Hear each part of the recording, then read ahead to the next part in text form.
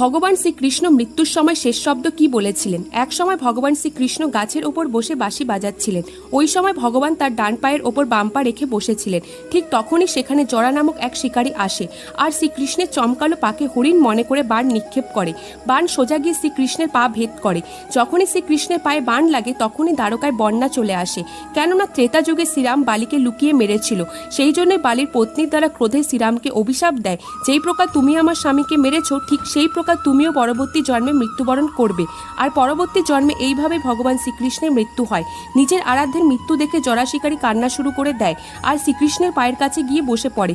তখন ভগবান শ্রীকৃষ্ণ বলে, এই সমগ্র সংসার কর্মের অধীনে, তাই কর্মফল এক না একদিন ভোগ করতেই হবে। আর এর হাত থেকে স্বয়ং ভগবানেরও নিস্তার নেই। তাই জরা তুমি কান্না করো না, তোমার এই কর্মের জন্য যেন তোমার স্বর্গপ্রাপ্ত হয়। বন্ধুরা কমেন্টে জয় শ্রীকৃষ্ণ অবশ্যই লিখবে।